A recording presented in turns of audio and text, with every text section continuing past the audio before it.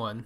Hey, this is going to be the 22nd episode of your average esports podcast, and with me again is Skim. And this isn't as busy of a week, but there's going to be a few big tournaments to go around. And first, I guess we'll talk about the only notable roster shuffle in CS:GO left. That was NIP have finally gotten rid of Exist. The another player you might be that might be considered in the immortal sort of area, alongside famous players like Dennis, AZ, Spitty, and they've brought along Dennis, the good Dennis. We talked about it last week, or last time rather. Where the hell is Dennis in all of this roster shuffling? And here he is. Here he is. I think most people are not necessarily happy, but obviously I think most people think this is a good change because I think everybody has been pretty much asking for Exist to be removed from the team for a while now. Yeah, pretty much. Because, like you said, he's sort of been always in the team despite not really pulling his weight at all. And even in like the good performances from NIP, he was still the weakest link. Yeah.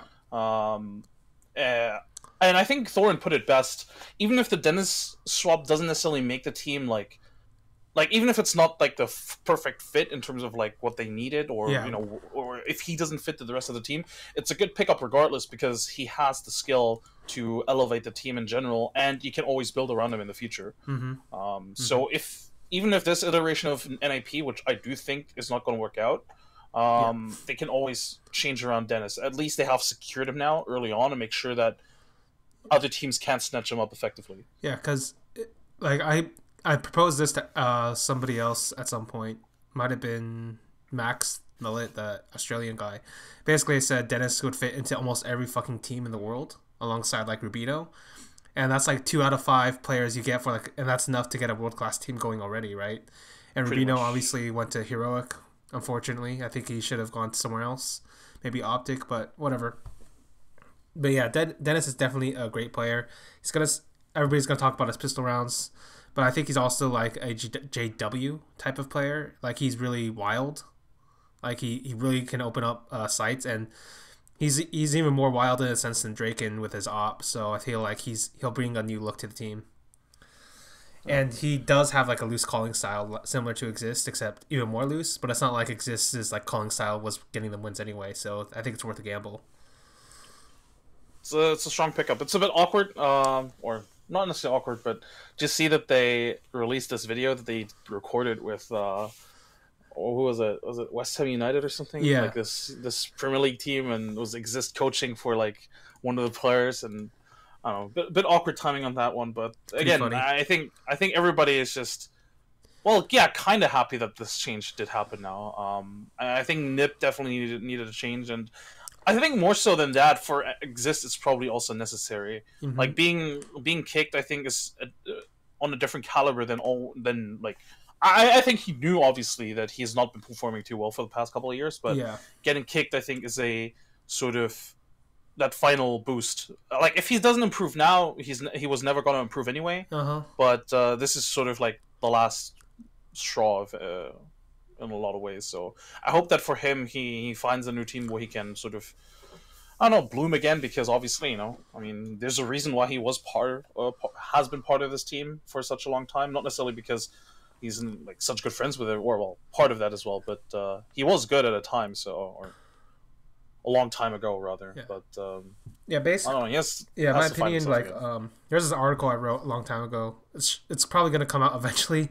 It's just like I keep adding more shit to the calendar, so it keeps getting pushed back because it's an article that can last for a long time.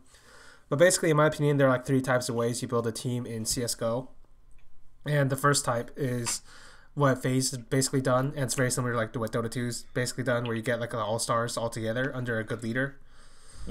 So it's like, but Kerrigan's the first one to ever do it in CS:GO, so named it after him. Second one is obviously the Fallen style, where you actually like build up the entire scene and then like teach everybody, and then all of a sudden you can like do whatever the fuck you want because the rest of your team already knows your entire like playbook and tactics and style.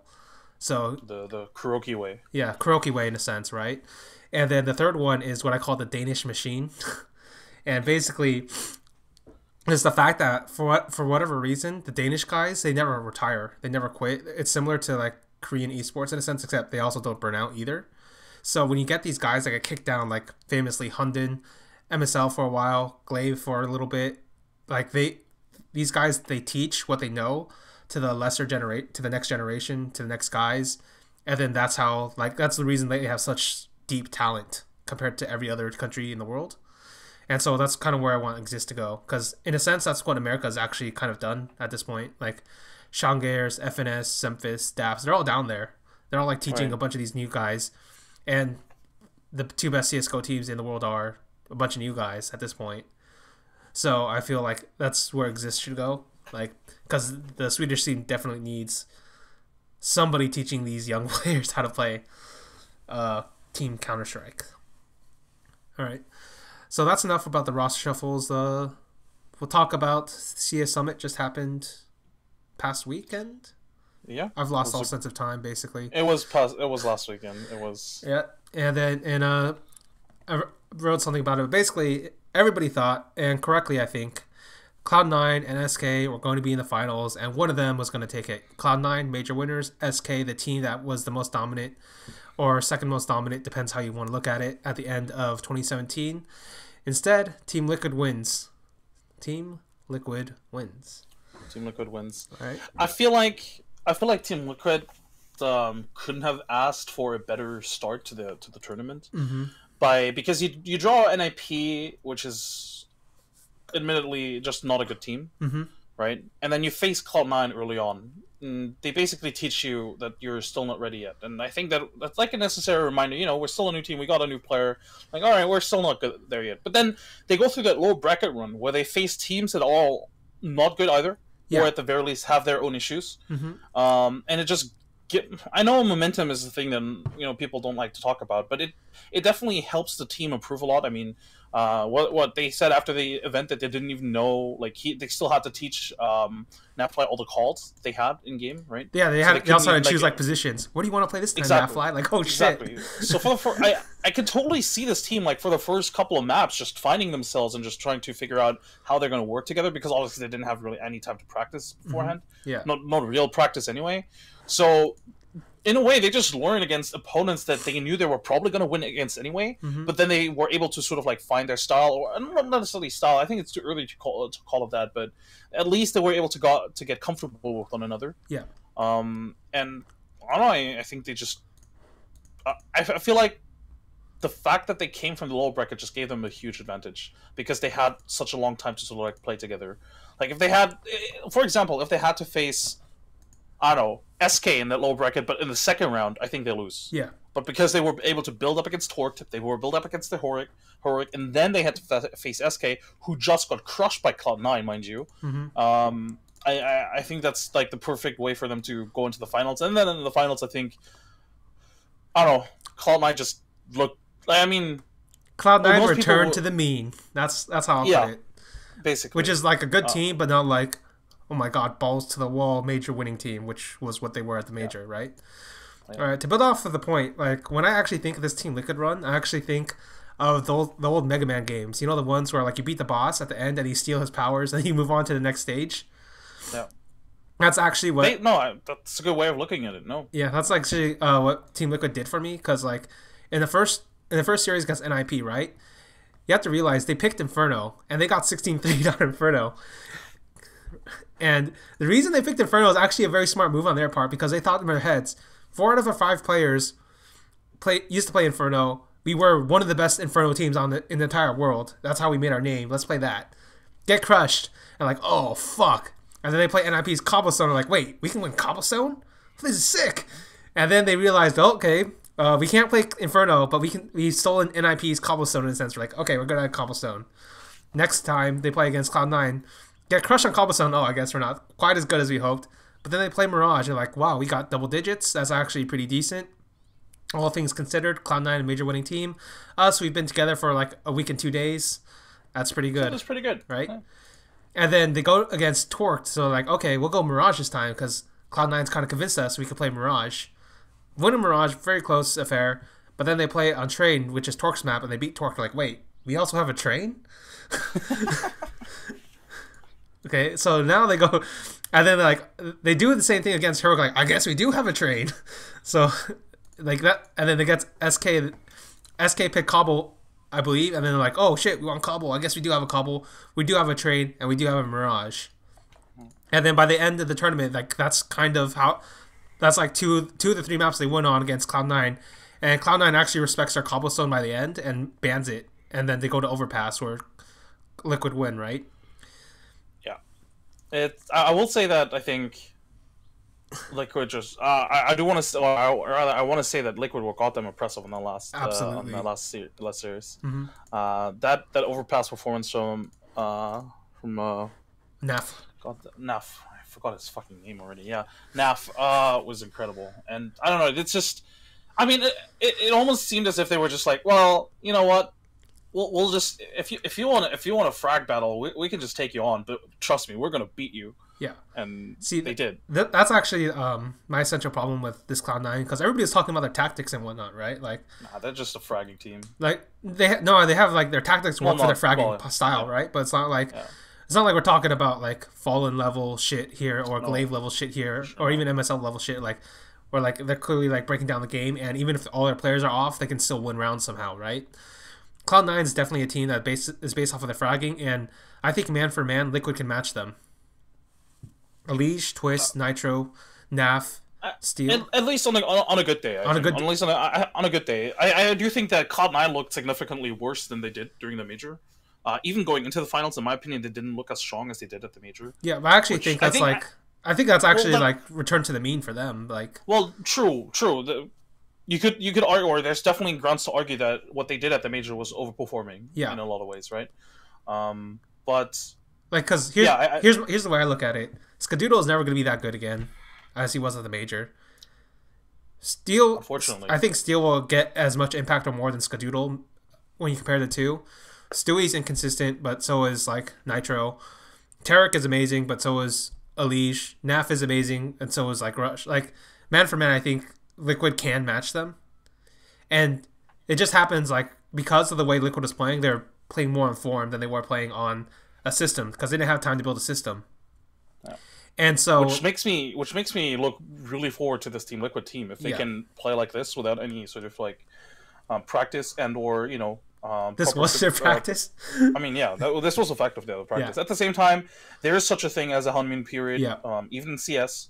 So this is something where people they can definitely overrate like these teams and be like, oh wow, like what next tournament they're like my top 2 team. No, still give this team time. People will figure them out as well at some point, and I think for any team that's new, even if they're like really or especially if they're really strong. The breaking point, or rather the point where I really start like super rating them is when they hit their slump and how they got out of their first slump. Yeah, like their first like sort of like crush. So I don't know. I'm not even sure what's next for them tournament wise. Yeah, basically, are they actually going to play at? Are they going to be at Starladder? They're going to be at Starladder, I believe. They're at Starladder. Yes, they're at Starladder. Yeah, so that should be good. But yeah, basically to build on your point about the C9 and Team Liquid styles. Basically, I actually think Team Liquid, because they didn't have calls, they didn't have set strats or anything, they played like Cloud9, and then they just beat Cloud9 at their own game, which is like surprising in a sense, because Cloud9's like one of the best at that type of style, but like Liquid came with it, and like Nav really like kicked the shit out of them on Overpass. Really just kicked the shit out of Cloud9 on Overpass. I do think that Cloud9, for what it's worth, I'm not sure how they approached that finals, because it felt like sometimes it felt like they weren't necessarily in it. Like even in terms of strat calling, it doesn't really feel like this team was like super hungry for the title. That's true. Like, as they were at the major. Like Mirage was when I really noticed it. Their Mirage T side at the major was actually really strong. They had really good strats at taking both A or mid, having mid control even. Mm-hmm. But against Liquid, it felt like they just didn't really want to play any of those strats, or I think they were just scared of running those shots because they thought Liquid would know how to counterplay it, or they just didn't feel like playing them because like a lot of the like set smokes, set flashes, like they just didn't execute with them. Yeah. All right. So now we're gonna go. I think.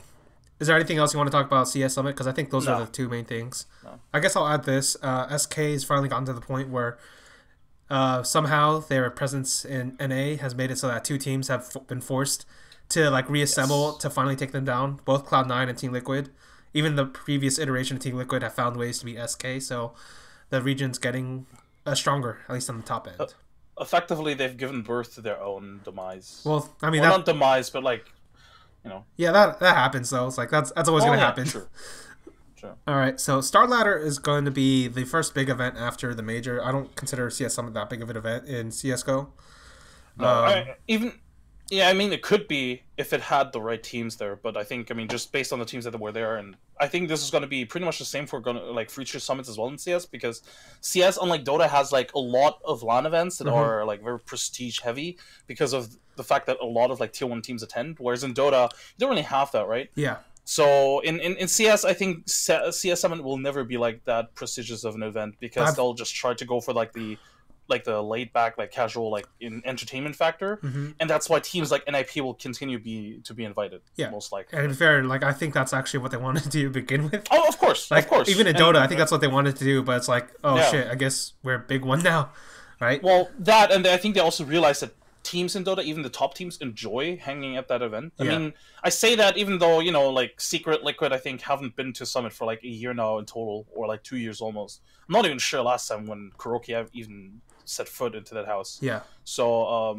like, there are top teams that avoid that thing, but, you know, we still get, like, I still think Summit is one of the bigger events in Dota for sure. Yeah. Basically, Kuroki left after he realized Wings blew his mind. Can never reach that level of awesome again. Leave that cursed house. Yeah. Forever. All right, Starladder. Yeah, Starladder. Now this one actually has almost all the great teams. I think the only one that pulled out was North, but I'll go ahead and say like North, at least not yet. They don't have what it takes to like upset to a title necessarily. And here we have Astralis with Magisk, Cloud9, FaZe, Fnatic, who did pretty good at the major, in my opinion. Navi with Simple, and like Simple apparently has still continued to go fucking hard. G2, who hasn't made a change. SK, Virtus Pro with Mishu. That's gonna be hype. Yeah, and Team Liquid. I think those are like the major suspects here. Could throw in Gambit if you wanted. Actually, I'll put him out. I actually don't believe in Gambit as much, but I'll give them a shout. They have like two of the best players, Adren and Hobbit. Yeah. Right. And it looks like it's gonna be a Swiss system, best of 3. I'm hyped for this format and for this tournament in general. Like, first of all, shout out to Starladder because having the balls to do this in CS, when technically speaking, you don't have to innovate in terms of formats, because at this point it has been established that teams and viewers will accept shitty formats in CS. Yes. Like, they will accept best of one Swiss, best of one single elim or shit like that. Like, that is acceptable because it's at the major. Yeah. So a huge shout out for them to do this. Is it really best of 3? Yeah, best of 3. Oh shit, it actually is best of 3 Swiss. That's so hype, dude. Yeah, that's gonna be sick. I want to say, just as a quick note, Starladder was also one of the innovators in Dota. They actually were the first ones to include SEA, not SEA, but a Korean team in Dota. Like, when they ran their event, like, people were like, "Wow, this is like a mini TI." Yeah. They brought a Chinese team, a Southeast Asian team, and like, I want to say they brought a Korean team on top. Yeah. Or maybe they were the SEA representative. Either way, they definitely don't fuck around when it comes to this. Like, they actually want to push. They push the envelope. Like, they're pretty good at what they do, envelope, in my opinion. And I think that their events in CS:GO have all been very, very strong, to be honest. Like, not like the best tournaments of the year, but very, very high prestige, very, very good tournaments in general. So, right. This basically SK losing has basically punctured the hole, so to speak. Like, because everybody was thinking, like, the way people were talking about it, they're like, this team is going to be the new 2015 Fnatic. They're going to dominate everything. And I was like, I'm not sure. I wasn't sure myself, because like, I feel like the entire point of the roster shuffle is to kill SK in a sense. That's kind of the point. Or to kill FaZe for other teams, but it's kill one of them. Right? And the reason like that Fnatic was so good is because they survived all those roster shuffles. They were able to like shift their playstyle based off of who was performing at the time. And they were super composed and clutch. And I'll give this to SK. They're definitely the most clutch team I've ever seen. But like the rest of it, I'm not sure they can do yet. And here we are. So, well, do we want to go match by match? I guess we'll do the first round, and then we'll just do some general predictions. All right, sure. Cloud9 versus Heroic. I think we both have Cloud9. Yeah, for sure. Yeah. Was there anything good about Heroic? Heroic has Rubino now, but I don't think he alone is. I don't think he alone's gonna get them that far. To be honest. You know, it's funny because it didn't look too bad with however you pronounce his name. ES3 S3 or whatever. tag after he was S3 tag. Yeah. Like I thought he performed quite okay. I mean, yeah, right after the team was dead, he's like, I guess I have nothing left to play for. I will play okay now. Yeah. It's like, oh, okay, that's rough. But yeah, like I said, I don't really think that Rubino's like he's not the savior. I mean, he's not the savior. It's a solid pickup for sure, but he's not gonna make this team suddenly like a top 8 team. Yeah. I don't think they're gonna make it to the top 10 this year. Not unless there's some unmarked Danish talent that's like super god mode, or somehow Nico goes god mode, like he pretends he's actual Nico or something. Okay, next one I think is pretty obvious too. SK versus MVP.PK, which is like the old like Korean stack from 1.6. I mean, and you know, no offense to either of these, but Tyloo and MVP are just generally food. Yeah, free food in this entire tournament. Mm-hmm. It's again, I think it's good that they are invited, and then I think it's good to include them because it's like gonna give them valuable experience in the long run.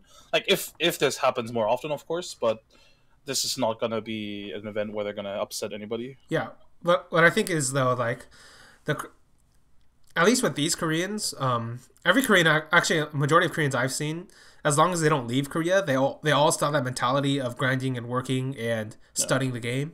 So I think they should be fine. I think they should be fine in the sense that they will gain something from this event, even when they go out 0-3 or whatever it is.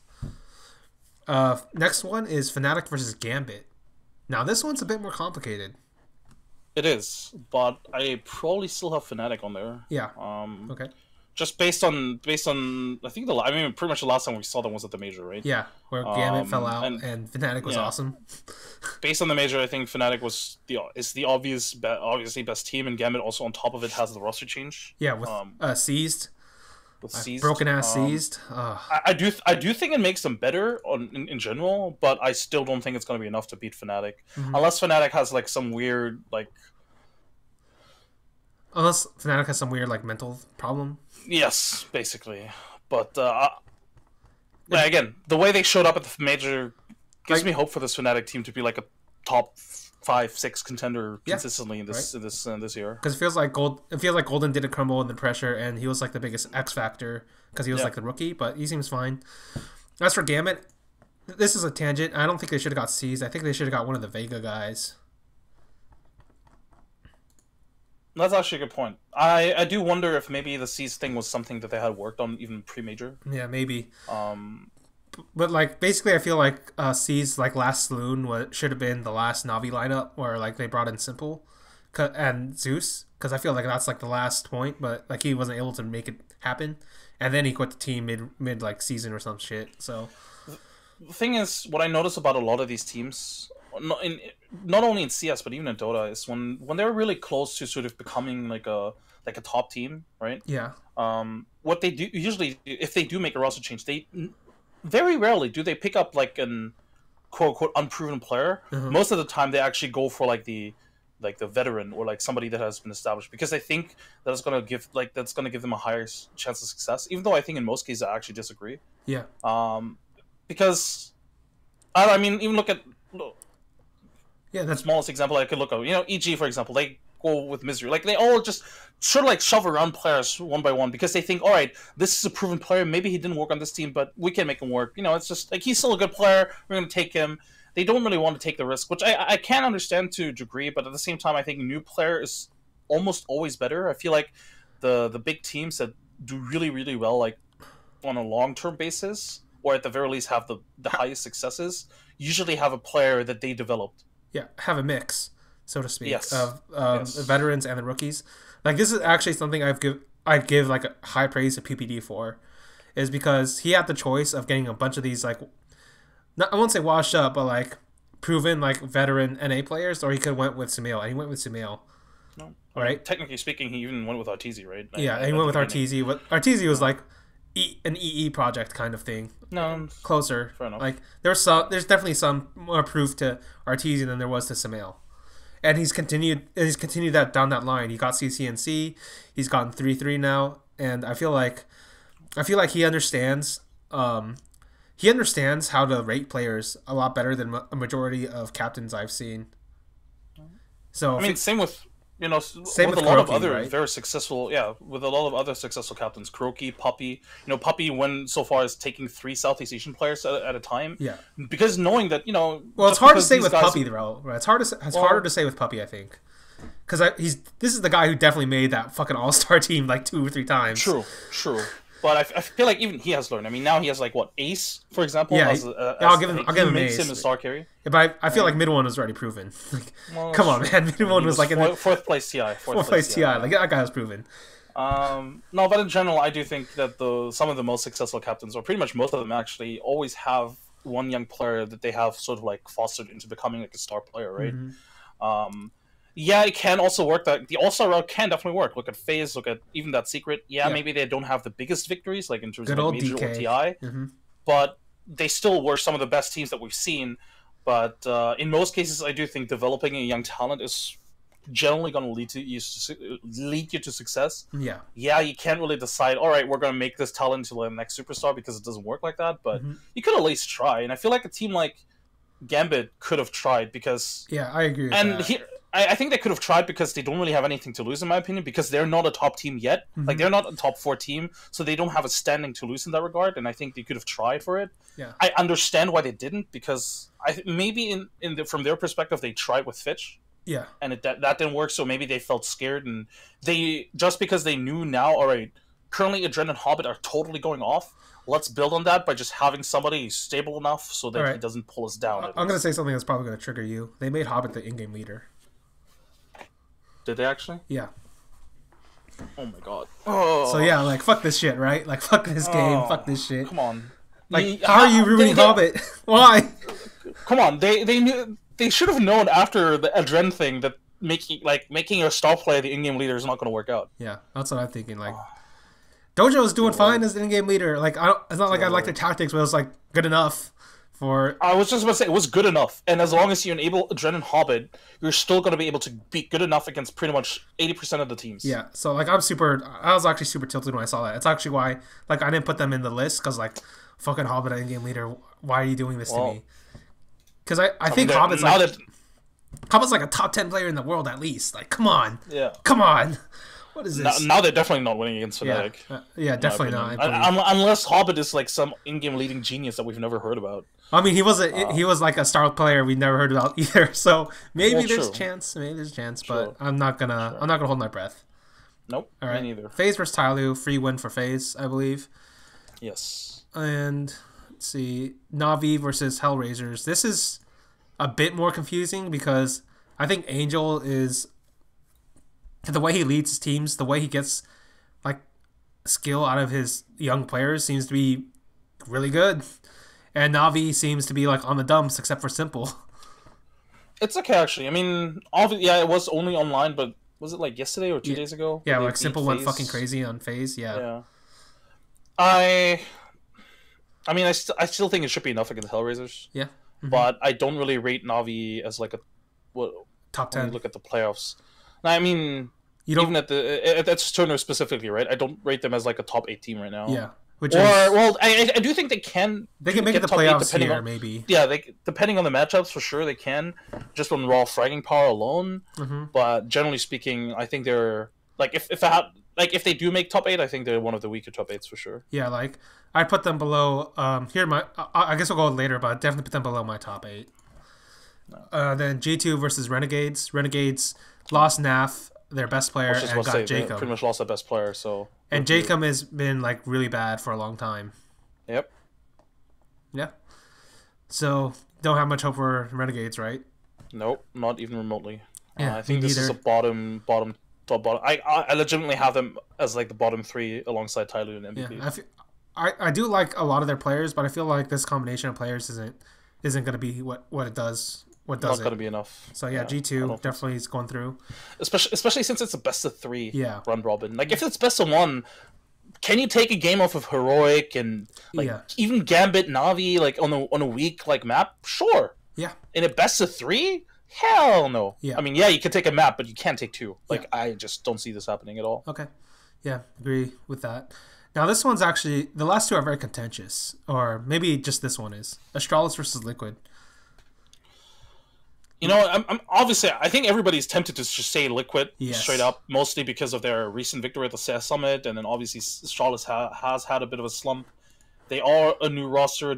We don't really know how strong Device is going to be like full time back now, or if he is even like full. I mean, I heard that he's basically fully recovered, capable, fully recovered. Yeah, whatever. But you know, it's just a huge question mark. So I think it's reasonable to go with Liquid here, most just because they came off of that win and because we at least know something about them. But honestly, I wouldn't be surprised if Astralis does show up, because when it comes to raw fragmenting power, like we said Liquid matches up with Cloud9, but I think Astralis and raw fragmenting power can beat both teams, like if they are at full strength. If they hit their strength, right? Yeah, if they hit, well, definitely. But Magus, that's the thing, right? Magus has always been that player. Like if he's good, he's good. But if he's bad, he's really bad. Yeah, like that's actually why I'm going with Liquid, because I don't know how well Glaive is going to work with Magus.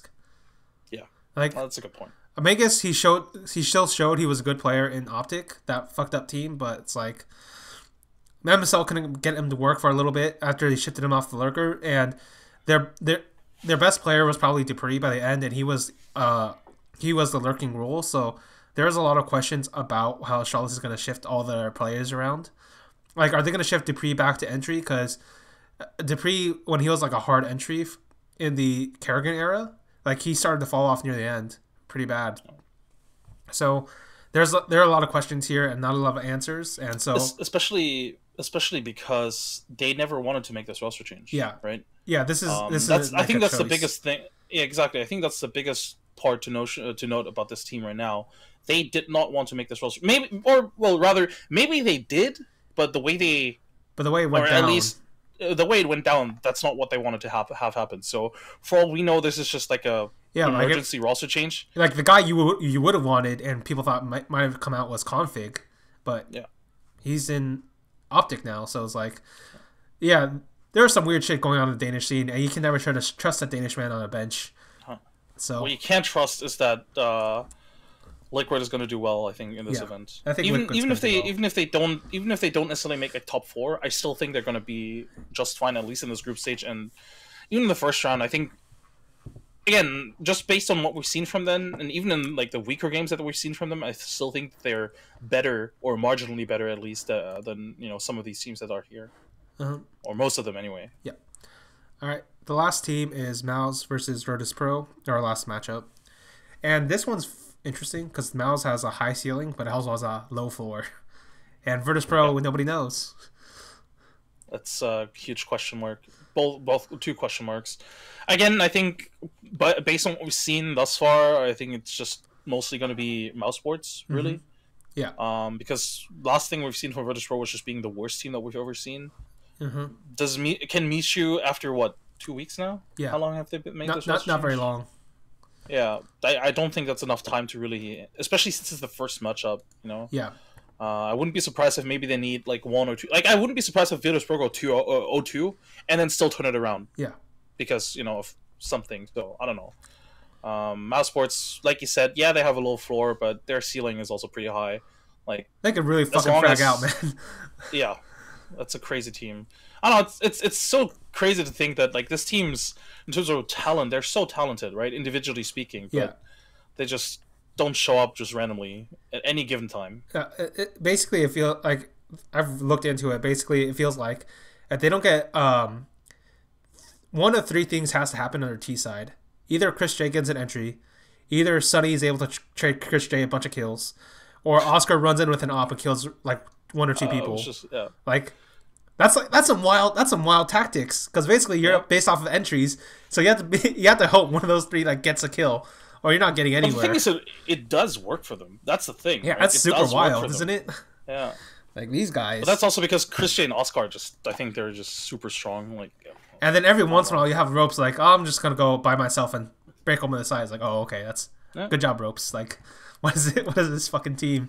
But yeah, definitely feel like Mouse will. I feel like the only reasonable choice is Mouse in this case, because like Virtus.pro has had so many problems. Like, I agree. Their two best players for the last year, basically, after Vegas, has been Bialy and Pasha, and then after that, it's like, which one of these other three are going to show up? I don't know, but we do know that even when Pasha and Bialy show up, they still lose. So they clearly need impact from a different role. So it has to be one of the other three showing up. All right, and final question: playoffs, 8 teams. Which of the 8 you picking? Let me quickly. Well, there's obvious picks, right? Yeah. FaZe, Cloud9, yeah, SK, obviously, Liquid. Actually, am I going with Astralis? I'm probably going to go with Astralis based on the other teams here. That's like 5 teams right now. G2, so Fnatic, and actually now it's getting a little bit tricky. I mean, how many I have? I have like 7, right? Yeah. I have 7. I think these 7 are reasonable. I think it's between Mouse, Gambit, and Navi for me, because the other teams I just don't rate high enough. And between those 3, I think I want to say Mouse, but I do think Gambit has a shot at taking this. I'm not gonna believe in Gambit, man. Hobbit in game. I know you're not gonna believe in them, but I am still very tilted from that Hobbit thing. But I don't know. I think if I had to pit all these 3 teams in like a brawl together, like where they have to beat each other, right? Like let's just say that's like a tiebreaker, theoretically speaking. I don't know. I think Gambit could come out on top of both teams. I don't think Navi could beat both teams at all. I think they can always only beat one team. Mousesports definitely can beat both teams for sure, but I feel like that team is just too random at times. For me, anyway. Yeah, Navi is super random because when you look at their major, it's like it doesn't really tell you anything about consistent form. They're either way up or way down. Even more so than Mouse in a way. Even if you look at the individual performances, like the only consistent thing in their system is Simple. So that's why I'm going with Mouse. Like, listen, I actually think Simple is a top 3 player at worst, arguably the best player, but that's not enough. That's a sad thing, isn't it? Like, it's so, oh god. The saddest thing is that he was meant to go to Navi because he couldn't, like, he was going into Navi, he was like poised to be the best player effectively, right? And it was like wasted talent on any other team effectively. Like, Team Liquid was pulling him down as well. Like, let's go to Navi, let's rock this. We have the super team with like Guardian and and then it's been 2 years since then. And then Valve muted Starks, and then it all went to shit. It all went to shit after. That's actually that's actually good. That's actually a good point. But I almost want to say I think that's for the better in a lot of ways. We can talk about that in a different one because that's like a very complicated topic about muting the coaches. I'll probably get somebody else in there too. So, all right. Moving on, I think that should cover it for CS:GO because that's all the interesting things to me anyway. It's coming up next week, isn't it? Yeah, coming up same time as ESL Katowice, basically. Katowice. Well, so I won't be. There's like tons of different ways to pronounce it, I think. Yeah, but basically, I'll be watching both of these tournaments. You will be at Katowice itself, so you will not be able to unless you have like a phone and it works in there, and then you can watch both at... No, maybe. It depends how your work goes. Well, since I'm in charge of social media for Complexity, I won't be able to use my phone, but man, I'll try to sneak in a couple of streams for CSGO. Dude, a lot of the Dota people are like CSGO fiends as well. Yeah. Like, they regularly watch CS at events. I actually think it's also the same in the reverse case. Like, I feel like there's a lot of CSGO guys who do try to watch Dota. Not really sure if that's true or not, but just like a feeling I get sometimes. Anyway, back to Katowice, and you know what? I kind of wish I was a social media manager for a team. I would talk so much shit. I'd probably get fired in like a week though. I would talk so much shit. It's so hard to hold back on a couple of things. Well, not really hard because even before I really took this job, I mean, I was still friends with everybody at Complexity, right? So whenever I did have a strong opinion on the team, I would try not to voice it. Mostly because, you know, they're friends of mine, and it's like... You don't want to wreck them. Why would you wreck them? That's what I'm here for. Well, yeah, exactly. That's what you're here for. So let's talk about the event, I guess. Yeah. I mean, all right. So this one is. I'm not even sure what you would call this format. It looks like. So this is pretty much the same format as they had in Genting, right? Okay, yeah. It's the double elim group stage into single elim playoff. 16 playoff, yeah. With a third place decider, Yeah. which by the way, I think is pretty cool. Like a lot of fans were complaining that they wanted only, one more five series? matches, 5 matches or 4 matches in front of the audience, and now they added one, the third place decider, and plus it actually means something. Like in other events, this wouldn't have been viable at all because third place decider matches don't do shit. Like teams don't care about prize money. Mm-hmm. Teams legitimately don't care about prize money. The teams that make it to those top 3 or top 4 are teams that are already fairly rich in a lot of ways, and like at a major that only pays out what. I mean, I sound like an ungrateful kid at this point, but only like the difference between third and fourth place is like $100,000. It doesn't matter to anyone. Yeah, it's relative to what you're at. Yeah, exactly, and that's why it's really cool that we have it here because with the DPC points, it matters now. The third place matters because that matters so much. Like that's 150 points difference. Yeah, that's huge. That's entire minor. That's an entire minor. Yeah, you could win a minor based in one best of 3. Yeah. So yeah, that's actually a match I would usually skip, but I actually have to watch it because this one actually matters. That matters so much. Any team that sleeps on this, and I've talked to a couple of people, managers, and even a couple of players. Some of them are not a big fan of this, but at the same time, they know they have to care about it because you can't fuck around. You can't fuck around in that match. 150 points. If you're a TI, like if you're a team that's on the cusp of getting an invite to TI, right? If you've never won a major before and you're a team that's unlikely to win a major this season, this is where you get your points. Mm-hmm. Like if you're at this major, this is where you get your points. So look out for Mineski, Vici Gaming, OG. Like all these teams are like poised to take that third place, like, or rather, they are the ones that are going to be eyeing that third place. Yeah, I mean, obviously you won first place, but I mean, like even when we get a third place, you're like you have to win this. Basically, that's the question here. All right, and I guess we'll do this by group because all the groups are out for whatever reason. Yep. Yeah, they drew them pretty early actually. That's not incredible. I'm very confused. That's not their usual modus operandi. All right, so Team Liquid versus Effect. I don't know anything about Effect. Do you know anything? It's very one-sided. I will say that Effect is not a bad team at all. Like they've actually been really interesting to watch or to follow in CIS at the moment. Like they're like one of those teams that you want to say has potential to be like a top team at least in their own region. Like they took down Navi 2-0, for example. Mm-hmm. But at the same time, this is a team that I can already predict is not going to be consistent at all. Like they're going to be good for this event and maybe even like the 2 events afterwards, or at least like the 2 months afterwards. Mm-hmm. But this is not going to be a good team in the long run.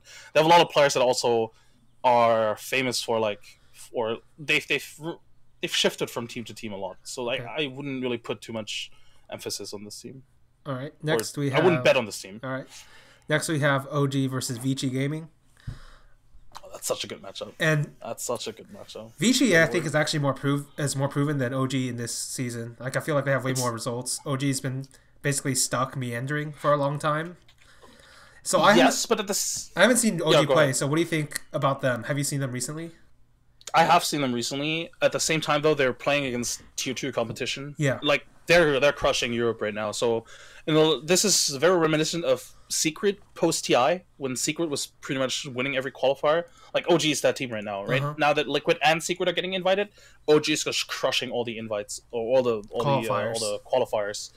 At the same time, though, Vici Gaming, like you said, definitely more proven, has a lot more results to back them up. But on LAN, I feel like they're always playing a little bit worse on LAN. Mm-hmm. Not necessarily in the first stage, but definitely when it comes to the playoff stages, they tend to play a little bit worse. Even when I think they have favorable matchups. Like when they played against Newbie at the Genting, I think they should have won that matchup, but they just played significantly worse.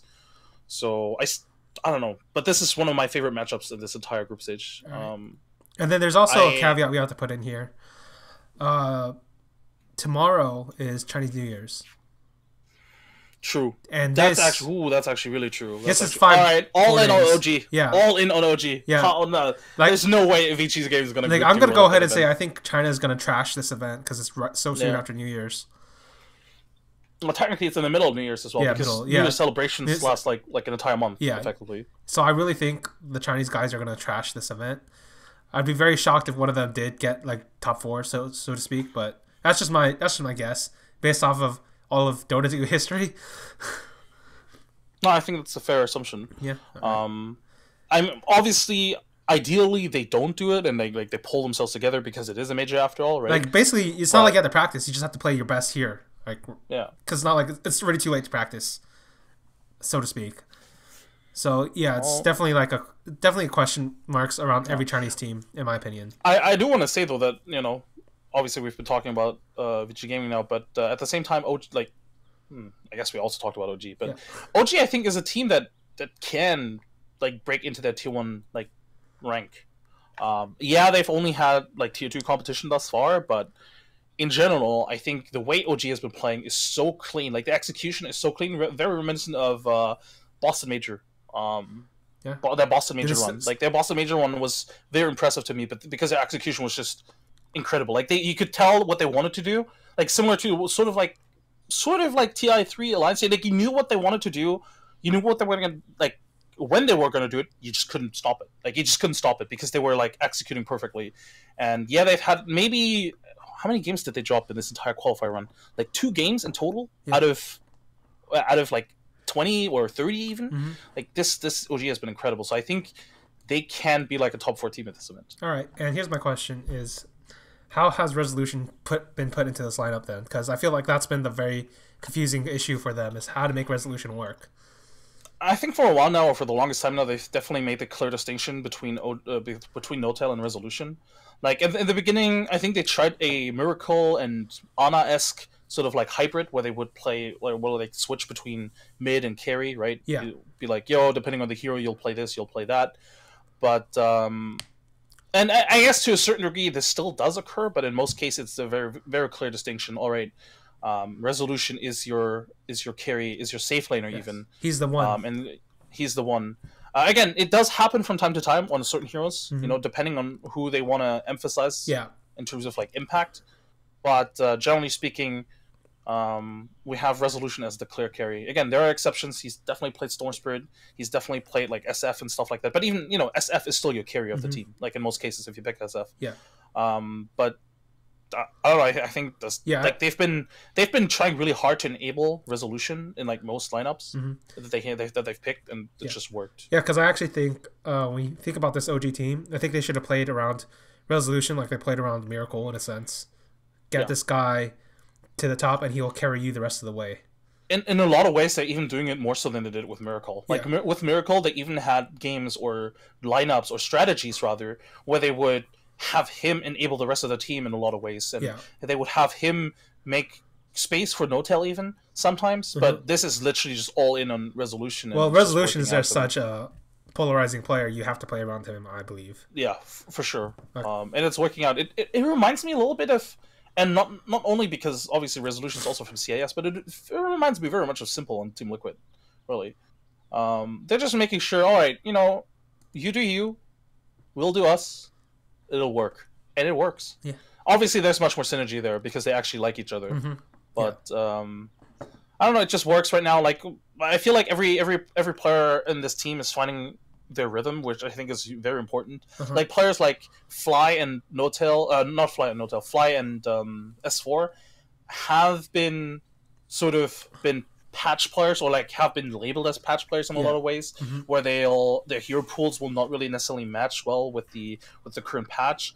But I think it's true if you look historically. Like some of their worst performances have always been on patches where they don't really feel comfortable in like the established hero pool, and some of the best patches that they had were either where the hero pool was really strong or where they made it really strong. But making your own hero pool strong in a meta where it doesn't necessarily work is really difficult. So I don't know. For me right now, like S4 and Fly feel totally on point. Again, it is against the tier 2 competition, but again, the way they have been playing, I think, is tier 4, or like not tier 4, top 4 material. Okay. All right. Now we're gonna go to one that's near and dear to your heart. Mineski versus Complexity. I mean, obviously, Complexity is going to win. Okay. Okay. But, no, all right. So here's the thing. Mineski is a top team. No questions asked, and they're miles ahead of Faceless, right? Yeah. But I think they have a lot of the same issues that Faceless has had in the past. True. Yeah, they're strong against their own region, or rather in their own region, and they have like a really good style that helps them move forward. Like they play really well around Ice and Mushi, but it feels like they're not flexible enough at all. Like sometimes they just get figured out by a team, and they'll just be stuck. Like they're stuck in their own mindset, and it never feels like.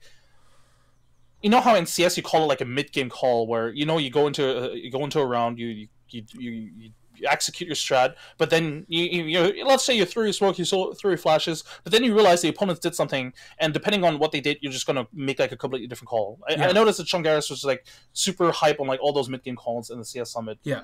And it feels like Mineski doesn't have them. Like it doesn't feel like they can react mid-game to something that the opponent has done.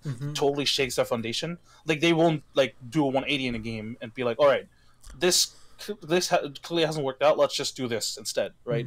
It never feels that way, and I think that's a huge flaw. I still think just based on raw individual skill, they'll be able, and based on their like primary playstyle, they'll be able to take it to like probably the playoffs. But I think there's a very... I wouldn't be surprised if they also never made it out of the group. Like, I think that's a very likely possibility as well. And Complexity is or Kyle especially, is one of those captains that if you give him time to prepare, and again, this draw has been out for 2 weeks now. Yeah, surprising. If you give him time to prepare for a team, he'll crush the team. All right. I remember Manila Major, I was there with them, and they knew they were going to face Wings in the low bracket, best of one. Yeah, they killed them. Like, they killed them. They knew what they were up against, and they were like, all right, we'll do this, that, and then we'll crush them. And they crushed them. And I think Kyle is one of those guys that, again, if you give him time... Like, look at them playing yesterday against Optic and EG, right? They knew what they were up against. They had time to prepare because they had a day or 2 days off even, and they just crushed them as well. So I think if you give Kyle the time to prepare, he'll crush his opponents, or at the very least he'll draft a very favorable lineup for his team, which I think in Dota right now is pretty much more important than half the victory. Yeah. So I do legitimately think Complexity has a chance to win this matchup, but I do fear that and I don't think anybody would disagree, that Mineski is just individually more skilled. Motherfucker. On any given day, they're on average more skilled than Complexity is. Yeah.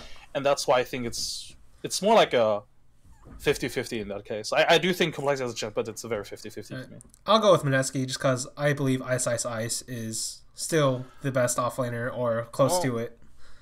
He's a fucking beast, but guy's a beast, man. Chinese New Year affects SAHs That's true. as well. It does affect him. But I don't think Ice will be that affected.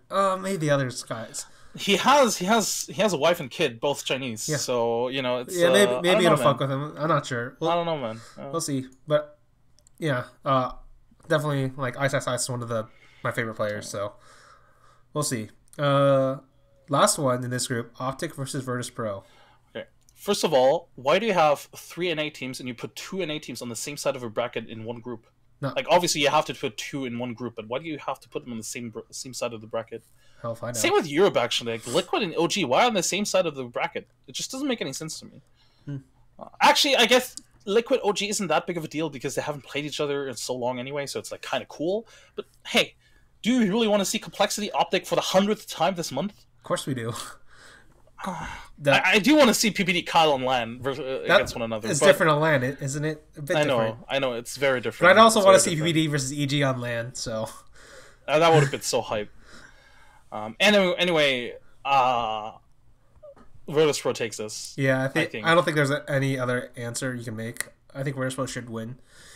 Like, that roster change on paper should have made them better. I don't think they've played with this roster yet. No. Let me check. I'm still going to bet on them anyway. Like, I don't care. Yeah. Optic, in my opinion, is just not looking as crisp as they need to be. I'm not exactly sure what it is, to be honest. I think their drafts aren't bad necessarily. Actually, I think their drafts have been pretty good for the most part. But individually speaking, I think most of their players just make too many mistakes. Yeah. So they might have the plan, but they don't have the players. Not for now, anyway. Yeah. But yeah, Virtus Pro takes that probably. All right. So as far as I can tell, 3 teams qualify from each group. So which are your 3 from this group A? Well, Liquid, 100%. Virtus Pro.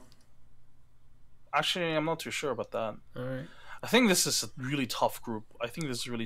Because in my book, Vici Gaming, OG, Mineski, and Virtus Pro are like teams that all contend for the top four. That's why I think Group A is a bit stronger on paper than Group B. Mm-hmm. Because if I compare it, for example, Fnatic, Navi for me are in top four contestants. Yeah. Right. For me in Group B there are only 4 top 4 contestants. Why I say only, but like in Group A I have at least 5. Yeah. And Optic, Complexity, at least if you put them in certain matchups, they can take it as like if Complexity, for example, make it out of the group and have to play EG, you bet your ass they're gonna win. Or not they're gonna win, but they're gonna make it really close. Like if you give Kyle 2 days to prepare for EG in a playoff, oh boy. Okay. No, but I think Liquid, OG, and well, I want to say Complexity, but I'm gonna go with Vici. Okay. I think that those are the 3 strongest teams for me in that group. All right. Despite Chinese New Year, I think Vici are gonna make it. Yeah, I agree. I think Vici's my third in, but I'm gonna go with Liquid and Virtus Pro. I always believe in Solo. I always believe in that Solo guy. I mean, he is one of the best captains in the world, so even Lil respects that guy.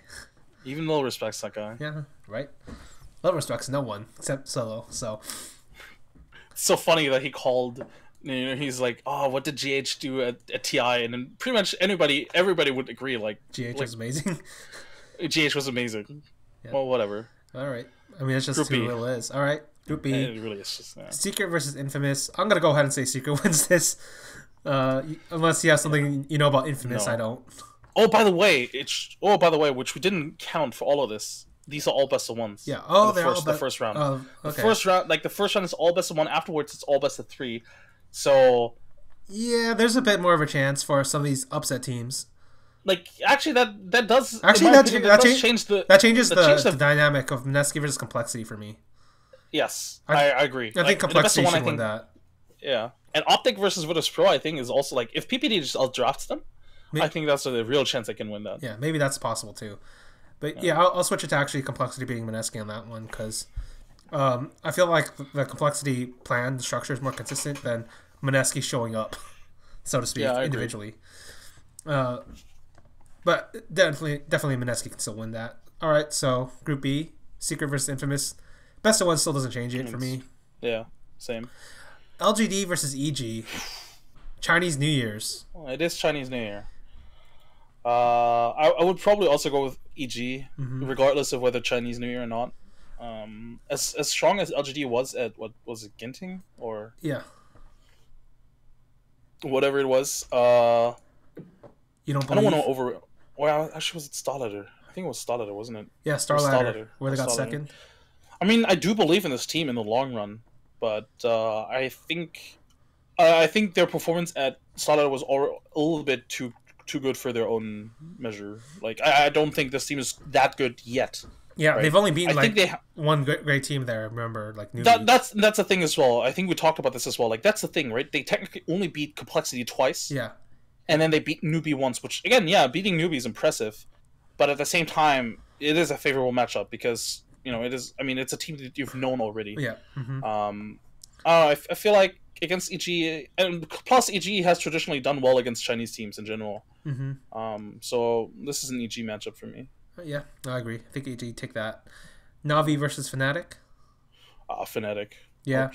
Navi is just... After the roster change, there's no way that team is actually going to be like a top 6 team. I don't really know if they were thinking about DPC points, but I think that was obviously a mistake if they thought the DPC points were worth it. Well, obviously, I think... Well, it would have worked if they kept Sunico, but they didn't, so yes. It's not my problem. Like, But yeah, the point I was trying to make, like, even before the roster change, I think this would have been a very difficult match for them, right? Yeah. But especially now after the roster change, this is definitely a favorable to Fnatic match. This is favorable to Fnatic. All right, and then the last one is Kinguin versus Newbie. All right, let me go on a small tangent on Kinguin. You know, I've been on the hype train. I've been a big fan of this team for a while now. When they were Singularity in the TI qualifiers, even before that, I've been following this team for like almost a year now, and you know I know that other teams have been for even longer, But generally speaking, like I've been really hyped about this, but this team has been so shit for the last 2 months, like ever since the summit, effectively. Mm-hmm. Like this team, you know, the summit was supposed to be the land where they learn and like learn from their own mistakes and like experience other play styles and like learn from other people, other players. It almost felt like it crushed their confidence or something because this team just plays so much worse, or has been playing so much worse since then. Mm-hmm. I think this is a bottom team for me at this event at the moment. Like I think they're on one level with Infamous. Even if you pit them against Infamous in best of 3, I don't know who's gonna win. All right. And that's how bad they are. Mm-hmm. That is truly how bad they are. All right. So, which are your 3 teams that make it out of Group B? Secret Newbie. And You gonna go for a surprise pick here? Well, I'm gonna go with EG. I don't think LGD is gonna make it. Again, I don't want to call Starladder a fluke, but I think they overperformed there, or like at least against Newbie they overperformed. I don't think LGD is that strong. Yeah, I think those are the 3 obvious choices, and I can't think of a reason as to why I picked somebody else. Yeah, like there's no very good strong reason to pick LGD or Fnatic yet. The thing is, in every direct matchup, I think LGD is going to lose, like against EG or Newbie. Yeah. As strong as I think LGD can be and probably will be, I just don't think they're there just yet. Especially if some of the recent online qualifier matches, they're like, you know, against VGJ Thunder, they got crushed. And I'm not. I mean, VGJ Thunder is a very good team, but don't get me wrong. But still, getting crushed like that doesn't bode well for LGD. All right.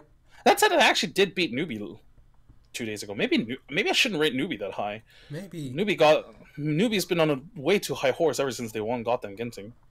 But Chinese New Year is also coming in. Oh, that's actually true. Yeah, that's actually true. So somebody's getting some kind of fucked up thing. See, the thing is, Newbie on a bad day is still like a team to get out of this group, I think. So that's why I have them in the top 3. And EG is just, I think, stronger than LGD right now. All right. Finally, top 3 for the event, because I don't think we'll be able to do it between group stages and playoffs. Yeah. That's a tough one.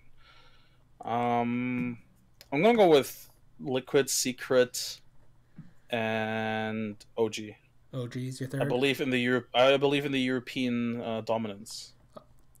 Same. If it's not OG, it's either between Vici or Virtus.pro. Yeah, I'm gonna go with Virtus.pro as my third.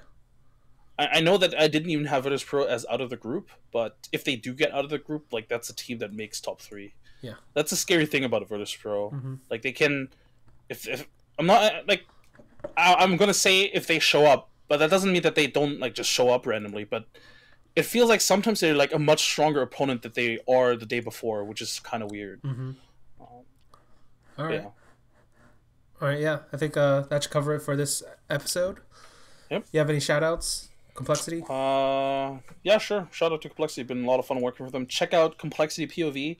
We have a couple of episodes out now. We have one from the Captain's Draft, where they follow the team at the Captain's Draft. I think there's another one for the Dota team tomorrow, and obviously we're going to do more social coverage for Complexity at Katowice. So check out the Twitter at Complexity Live on Twitter. I'm going to do lots of content on Instagram, on Twitter. I'll try to get as many interviews, or not even interviews, but just snippets of like player impressions and that kind of shit. So yeah. All right, check that out. Cool. All right, see you guys later.